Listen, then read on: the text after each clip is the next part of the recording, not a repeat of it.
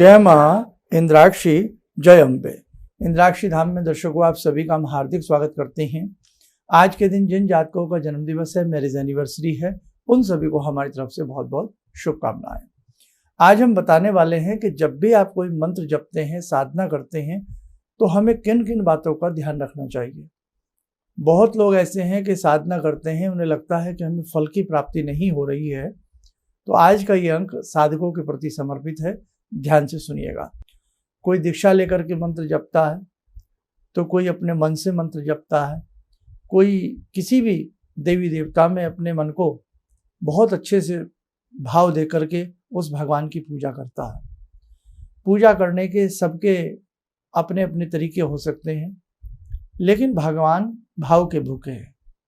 एक बात ध्यान रखना, जब भी आप कोई मंत्र जपते हैं, आप गुरु से कोई दीक्षा लेते हैं, गुरु मंत्र को जपते हैं, जब तक किसी भी मंत्र के प्रति, चाहे गुरु मंत्र हो, आपका इष्ट मंत्र हो, या आपका अपने मन से कोई भी मंत्र आप जप रहे हो, कहीं से सुनकर के कुछ मंत्र जप रहे हो, भाव जब तक मंत्र के प्रति नहीं जगेगा तब तक आपकी साधना अधूरी रहेगी।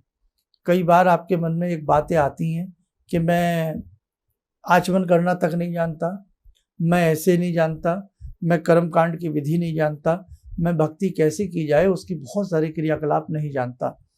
कई बार आप बहुत लोगों से देखते हैं जो बेचारे सीधे साधारण बिल्कुल साधक हैं, अपनी भोली भाली भक्ति को घर में बैठ करके करते हैं। कई बार वो देखते हैं कि ये अंगन्यास कैसे कर रहे हैं, ये हृदयन्यास कैसे कर रहे हैं, भूत शुद्धि और बहुत सारी चीज़, आसन शुद्धि, ये तो सब हमसे नहीं आ रहा।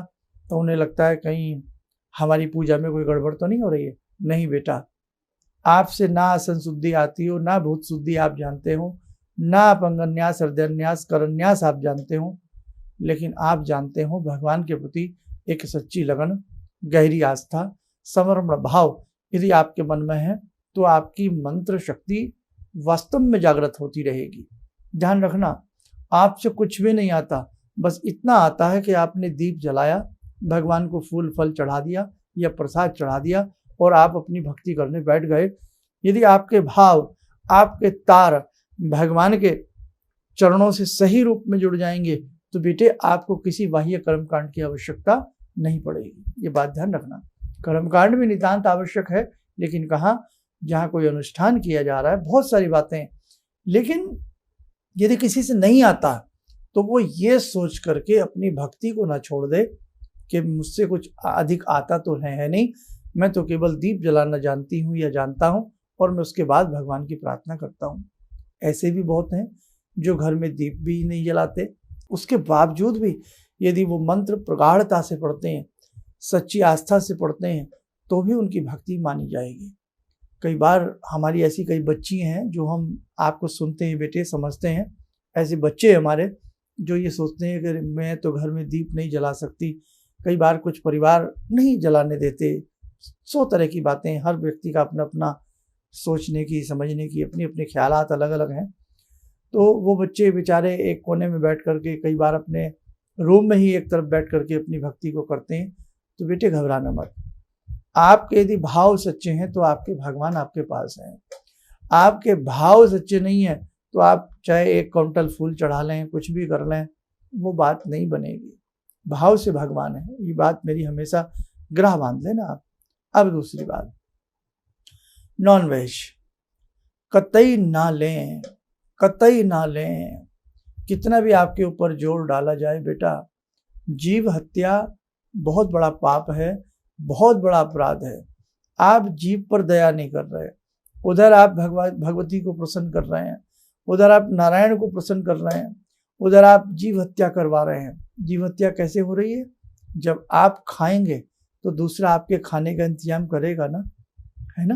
तो इसलिए बेटे बिल्कुल भी नॉन वेज अपनी भक्ति में शामिल ना करें।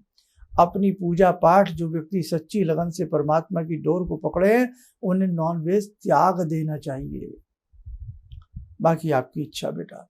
दूसरी बात, इसके साथ साथ आपका मन, आपकी इंद्रियां, आपकी सोच बहुत अच्छी होनी चाहिए। आप ये कदापि न सोच लें कि आपने माला उठाई और आपने राम नाम जप लिया तो आपका काम हो गया। आप ये कदापि न सोच लें कि आपने माला उठाई, आपने भगवान को 2 फूल चढ़ाए और आपने 1 घंटा मंत्र जप लिया तो भगवान आपसे प्रसन्न हो जाएंगे। नहीं साहब, बहुत सारी ऐसी बातें हैं, सारी बातें कैलकुलेट होंगी तब जाकर के आपकी भक्ति जगेगी, तब आपके भगवान आपसे प्रसन्न होंगे। मात्र मंत्र जपने को ही साधना नहीं कहते। मंत्र जपना अपनी जगह बात है, आपके आचार विचार भी देखे जाते हैं। आप कैसा आहार ले रहे हैं, आप कैसा व्यवहार कर रहे हैं। आप भक्ति तो करें 2 घंटे, और यदि हम किसी उद्योग के उद्योगपति हैं, जाकर के हम अपने जो भी वहाँ पर कार्यकर्ता हैं उन्हें तंग करें, उनकी सैलरी ना दें, उन्हें परेशान करें, या हम कोई दुकान करते हैं हम उसमें बिल्कुल खोट रखें, उसमें बेईमानी करें, तो बेटे चाहे 8 घंटे जाप कर लीजिएगा, आपकी भक्ति फलीभूत नहीं हो सकती। हम दूसरों पर इतना हुक्म जमा रहे हैं, हम दूसरों को इतना लज्जित कर देते हैं अपनी बातों से, हम दूसरों को इतना तंग कर देते हैं अपनी बातों से, तो बेटे आपकी भक्ति सार्थक नहीं होगी। भक्ति में 4 चांद जब भी लगते हैं जब आपका जप, आपका तप, आपका मन, आपकी इंद्रियां, आपकी सोच, आपका व्यवहार सब कुछ शुद्ध हो। ध्यान रखना, जरा सा भी उसमें अवगुण आ गया किसी चीज में, आपकी भक्ति निष्फल चली जाएगी। अब आगे बढ़ें। अब आप में से ऐसे बहुत लोग हैं, साहब ईमानदार भी हैं, साहब बहुत अच्छे से मंत्र भी पढ़ते हैं, भावना बहुत अच्छी है, दूसरों के प्रति सोच बहुत अच्छी है, राष्ट्र के प्रति मन में हमेशा सेवा भाव की भावना रहती है, किसी को तंग करना पसंद नहीं करते, जीवों पर दया भी करते हैं, कोई अपराध नहीं करते हैं। लेकिन साहब मंत्र बहुत जपते हैं, भक्ति बहुत करते हैं, लेकिन तंग बहुत हैं, परेशान बहुत हैं। तंगियां जाने नहीं हैं, परेशानियां दामन नहीं छोड़ रही हैं। तो वहां ध्यान रखना, जिस लगन से, जिस भाव से आपकी मंत्र की शक्ति चल रही है, आपके मंत्र की जप लयताल चल रही है, चलने देना। बहुत शीघ्र वो दिन आएगा कि आपकी जिंदगी खुशियों से भर जाएगी। आपका प्रारब्ध है बेटा, जो आपकी भक्ति आपके प्रारब्ध को काटने में लग गई है। कई बार हमारी सारी की सारी भक्ति, हमारी लंबी सेवा हमारे प्रारब्ध को काटने में चली जाती है। प्रारब्ध का खेल बड़ा निराला है, ये हर व्यक्ति के समझ में नहीं आएगा। हमने जैसे बीज बोए हैं वो बीज हमें काटने पड़ेंगे। आपकी जो भक्ति है ना, अगर आप उसे ईमानदारी से अच्छे से कर रहे हैं, जिंदगी को अच्छे से बिता रहे हैं, भले ही आज आप तंग हैं, आने वाला कल आपका खुशहाल होगा, आने वाला कल आपका बहुत सुंदर होगा। क्यों? क्योंकि आपकी भक्ति अभी प्रारब्ध के पापों को काट रही है, प्रारब्ध के मैल को धो रही है। एक चादर बहुत मैली हो जाए, उसे वॉश करने में, उसे धोने में, साफ करने में समय लगता, 1 टाइम में उसके दाग नहीं जाते हैं, बहुत समय लगता। तो जैसा जितना मैल होगा ना, उतनी मेहनत से, कड़ाई से उसकी धुलाई की जाती है, कई बार धुलाई की जाती है। ऐसे ही हमने जो प्रारब्ध में पाप किए हैं, इस जन्म में नहीं किए, हमने मान ली बात, हमें नहीं लगता हमने इस जन्म में कोई अपराध किया है, लेकिन हमने किस जन्म में कोई अपराध किया है, वो पाप आपकी भक्ति आपके धो रही है। बस बेटा थोड़ी सी धुलाई बाकी है, थोड़ी सी मेहनत बाकी है, करते रहना। कई बार लोग भक्ति से भी फेडअप हो जाते हैं, अरे बहुत जप कर लिया, अरे बहुत तप कर लिया, अरे बहुत व्रत रख लिए, अरे बहुत पूजा कर ली, बस अब नहीं। आप गलती करते हैं, आपको पता नहीं है कि जब आपने कहा बस अब नहीं, बस थोड़ी सी भक्ति और कर लो, भाग्य तो जागने वाला है। बैंक से जैसे कर्जा हमने ले लिया, तो जब तक बैंक का पाई हम कर्जा नहीं उतारेंगे, बैंक का इंटरेस्ट भी नहीं देंगे, उसका ब्याज तक बैंक हमसे वसूल करेगा। जब हम बिल्कुल क्लियर हो जाएंगे, तब बैंक हमारा पीछा छोड़ता है। भाई जो हमने लिया है देना पड़ेगा। तो ऐसे ही जो कर्ज हमारे पास से जब तक आपकी भक्ति से वो चूक नहीं जाएगा, उतर नहीं जाएगा, तब तक बेटे दुख दूर नहीं होगा। इसलिए ध्यान रखना, कुछ लोग ऐसा करते हैं, विभिन्न प्रकार के मंत्रों को जोड़ लेते हैं। नहीं, साहब गुरु भक्ति को ज़्यादा करें, गुरु मंत्र को ज़्यादा करें, एक आधे मंत्र को ही ज़्यादा विश्वास के साथ जपें, आपका जप अच्छा जाएगा। आप पानी पीना है, खड्डा करना है, कुआं खोदना है। अब 20 फीट यहाँ पर खोदा, पानी नहीं मिला, उसे छोड़ दिया। 10 फीट यहाँ खोदा, नहीं पानी मिल गया, 2 साल खराब कर दिए। फिर इधर खोदा, मेहनत खराब कर दी। फिर उधर खोदा, मेहनत खराब कर दी। फायदा क्या हुआ? एक ही खड्डे को अधिक गहरा खोदते, जितना आपने 10 जगह खोदा ना, उतना एक ही जगह खुदाई करते, कम समय में पानी मिल जाता। मान रहे हो इस बात को? वो बात अलग है कि कहीं पानी ना मिले, दोबारा कहीं खोदना पड़ जाए, लेकिन ऐसा नहीं होता कि थोड़ा थोड़ा खोद करके छोड़ते रहें। मतलब समझो, आज ये मंत्र पढ़ लिया 10 दिन के लिए, बंद कर दिया। फिर 2 दिन ये मंत्र पढ़ते रहे, बंद कर दिया। फिर कोई और अरे बहुत बढ़िया बता रहे हैं साहब, ये तो मजा आ गया साहब, बहुत सुंदर, क्या बात, कल ही लक्ष्मी आ जाएगी। फिर पिछला भूल गए, अगला शुरू कर लिया। अब कोई उनसे भी कोई अच्छे लगने लगे आपको, अरे भैया इनके पास तो बड़ी भीड़ है। आजकल लोग भीड़ देख करके कुछ नहीं देखते, उन्हें दिखता है भीड़ कितनी है। अरे भाई साहब बहुत भीड़ है इनके पास, तो ये तो बहुत बड़े साहब कोई वो हैं, तो साहब ये जो मंत्र बता रहे हैं ये पढ़ो। अब वो पढ़ने लगे साहब, कहीं और से सुन लिया कि ये मंत्र तो ऐसे नहीं जपना चाहिए, वैसे नहीं जपना चाहिए, ऐसे नहीं जपना चाहिए। फिर डर गए, वो भी छोड़ दिया। फिर क्या हुआ? फिर कुछ दिन परेशान से रहे। फिर कोई नज़र आ गया मेरे जैसा आपको, अरे ये सही बता रहे हैं साहब, ये मंत्र बढ़िया बताया इन्होंने, उसको करने लगे।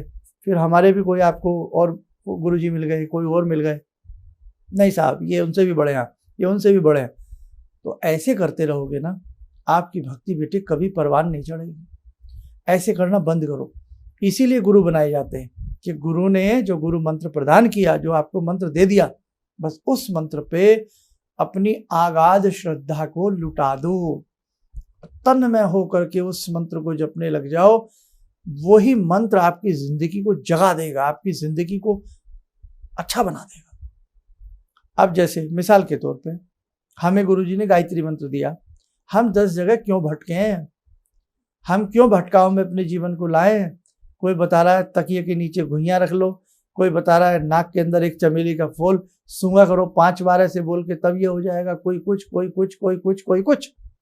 ऐसे कुछ नहीं होगा। आपको अगर राम जी का मंत्र मिला है गुरु जी से, तो क्या लगता है कि भगवान राम आपको सब कुछ नहीं दे सकते? भगवान राम आपको सब कुछ दे सकते हैं। समझे आप? जो सागर के सीने के ऊपर पुल बांध सकते हैं, तो बेटा क्या आपकी खुशियों को नहीं वो बांध सकते? लेकिन आप जपते नहीं। आप दुर्गा जी का आपको मंत्र गुरु जी ने दिया, तो वो भवानी जो इंद्र के सिंहासन को वापस दिला दे, वो भवानी जिनकी ब्रह्मा विष्णु महेश स्तुति करते हो, वो भवानी जिनके क्रोध को शांत करने के लिए भगवान शिव को रास्ते में आना पड़ा हो, क्या वो भवानी आपके कष्टों को दूर नहीं कर सकती? कर सकती है। क्या वो भवानी समर्थ नहीं है आपको सब कुछ देने में?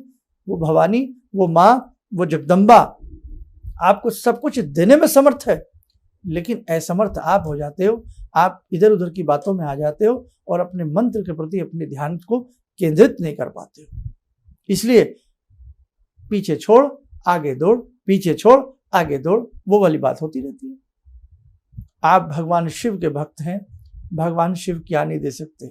जिस रावण को चमचमाती हुई स्वर्ण की लंका दे सकते हैं, तो क्या आपके जीवन में वो श्री समृद्धि नहीं दे सकते?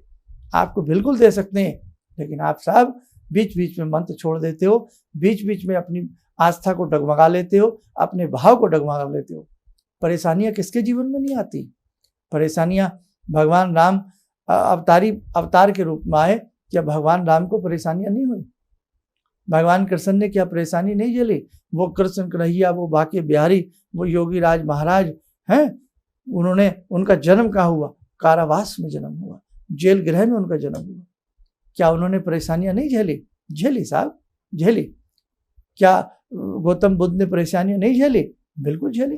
तो परेशानियां सबके ऊपर आती हैं। हमारा आप तो कुछ भी नहीं है, मामूली से कुछ भी नहीं है हम लोग तो बड़े बड़े महामानवों ने, बड़े बड़े अवतारों ने, बड़े बड़े रूपों ने, बड़े बड़े ऋषियों ने, बड़े बड़े मुनियों ने, सबने परेशानियों का सामना किया है। लेकिन आज हम हैं, हम विचलित जल्द हो जाते हैं, और आज हमें बहकाने वाले लोग बहुत हैं। आज हम बहक जल्दी जाते हैं। कई बार सुमार्ग पर चलते चलते हम रास्ता बदल करके कुमार्ग पर चलने लगते हैं। इसलिए बेटे ध्यान रखना, भक्ति करनी है ना तो भक्ति भाव से करिए, भक्ति करनी है ना तो निष्काम भाव से करिए, भक्ति करनी है ना तो एक भगवान की डोर को पकड़ करके करिए। फिर देखो जिंदगी में मजा ना आए तो आप हमें बताइएगा। और दूसरी बात, आने वाले समय में, थोड़ा बरसाती का समय चल रहा है, आने वाले समय में एक बहुत अच्छा आपके सभी समस्याओं के लिए और बहुत सारी चीज़ों के लिए बहुत कुछ ऐसी चीज़ें हम आपके संग मिल करके करने वाले हैं। बेटा आप जुड़ जाइए, आप मन से जुड़ जाइए। आपने दीक्षा ली है नहीं ली है उस बात से मतलब नहीं है, बस आप जुड़ जाइए। आप जुड़े रहेंगे, आप फायदे में रहेंगे। इसलिए जहाँ भी आपको कोई अच्छी बात मिले, अच्छी सोच मिले, अच्छा ज्ञान मिले, उससे जुड़ जाइए बेटे। आज बहुत कम समय ऐसा आ गया है जो आपको समझाने वाले लोग मिलेंगे। तो आपके मम्मी आपको कुछ समझा रहे हैं ना, अपनी माँ से जुड़ जाइए, उनका कहना मानिए। आपके पिताजी आपको कुछ समझा रहे हैं, उनसे जुड़ जाइए, उनका कहना मानिए। माता पिता अच्छा ज्ञान देते हैं, आपको भटकाएंगे नहीं। आपके गुरु आपको कुछ समझा रहे हैं, उनसे जुड़ जाइए, भटकिए मत।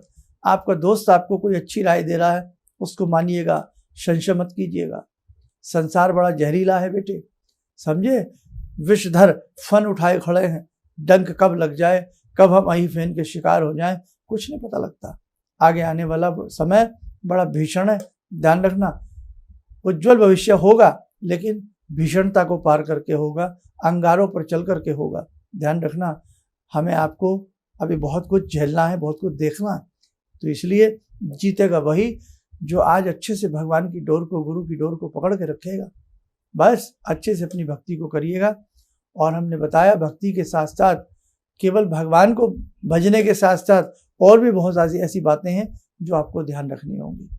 अपनी इंद्रियों पर नियम संयम, अपनी अच्छी सोच, राष्ट्र के प्रति प्रेम, अपने नेशन के प्रति प्रेम, अपने भारत के प्रति प्रेम, अपने देश के प्रति प्रेम, अपने देश के लोगों के प्रति प्रेम, जीवों के प्रति प्रेम, पक्षियों के प्रति प्रेम, सबके प्रति प्रेम अच्छे से रखिएगा। ये जीवन पानी का बुलबुला है, फट देनी कब हो जाए और कब हमारे ब्रह्मरंध्र से, नासिका छिद्र से, मुख से, गूदादार से, आंखों से, कहाँ से प्राण पखेरु निकल जाए पता नहीं लगता। जिंदगी का कुछ पता ही नहीं है, कितने दिन की है, कितने दिन की नहीं है, कब हम यहाँ से चले जाएं। इसलिए बेटे इस सुंदर से गोल्डन वक्त को खोइएगा मत। हमें जीवन मिला है जीने के लिए, हमें जीवन मिला है कुछ पाने के लिए, हमें जीवन मिला है कुछ करने के लिए। इसको नींद में मत गंवाइए, आलस्य में मत गंवाइए, इसे गप्पे शप्पे मार के मत गंवाइए, इसे रो करके मत गंवाइए। इस जीवन में हंसिए, इस जीवन में हंसाइए, इस जीवन में कुछ पाइए, इस जीवन में कुछ खाइए, इस जीवन में कुछ खिलाइए। अच्छे से जीवन को जिएगा, ठीक है। चलिए, नाराज मत होना हमारी बुरी बातों से। कई बार कह जाते हैं ऐसा आपको अपना समझ के। तो कोई भी मंत्र जब तक उसमें प्राण नहीं आएंगे, जब तक आप श्रद्धा के भाव उसमें नहीं डालोगे, तब तक आपको मंत्र से, अपनी साधना से लाभ नहीं मिलेगा। देखो साधकों, आने वाले समय में मैं आपको बुलाऊंगा, आपको आना है और हम सबको मिलकर के बहुत बड़े कार्य करने हैं। आज ऋषि मुनियों ने हमें बहुत कुछ दिया है बेटे, इसलिए अपने धर्म के प्रति सचेत रहिए, आस्थावान रहिएगा। अपनी आस्था को जगाइए, अपने साथ साथ अपने बच्चों की, परिवार की, मित्र मंडल की, आस की, पड़ोस की आस्था को भी जगाइएगा। सोते हुए लोगों को जगाना, सचेत करना भी बहुत बड़ी बात होती है। हमारी बात को समझें, इसलिए समय न गंवाएं, अब अच्छे से जीवन को जीने का प्रयास करें। बहुत समय यूं ही बीत गया है, आने वाला समय आपके हाथों से गम ना जाए, बीत ना जाए। पता लगा कब हम 10 साल से 20 के हो गए, 20 से 40 के हो गए, 40 से 50 के हो गए, 50 से 60 और 60 से 70, पता ही नहीं लगा कब हो गए। तो बेटे जो समय बचा है ना जिंदगी का, आगे आने वाला पता नहीं लगेगा कब बीत जाएगा। इसलिए कर्मठता के साथ, कर्तव्यनिष्ठता के साथ, ईमानदारी के साथ आगे का जीवन आप जीने का प्रयास करें। एक जीवन में टाइम टेबल बनाइएगा कि अब हमें अच्छे से क्या करना है, कैसे करना है, कैसे हमने अपनी आत्मा को परमात्मा से मिलाना है और कैसे हमने सुंदर जीवन जीना है, आस्था के साथ जीवन जीना है, प्यार के साथ जीवन जीना है और किसी का रोल मॉडल बनने का प्रयास करिएगा। इसलिए अच्छा जीवन जीना अब आपको आना चाहिए, आपको इस तरफ पहल करनी चाहिए। मंत्र साधना के प्रति, भगवान के प्रति, गुरु के प्रति समर्पित भाव से, आदर भाव से आप आगे बढ़ोगे तो आपको कोई नहीं रोक सकता, आपकी भक्ति अच्छी हो जाएगी। चलिए, आप सब लोग स्वस्थ रहें, सुखी रहें। इन्हीं शब्दों के साथ हम अपनी वाणी को विराम देते हैं। जय जय अम्बे।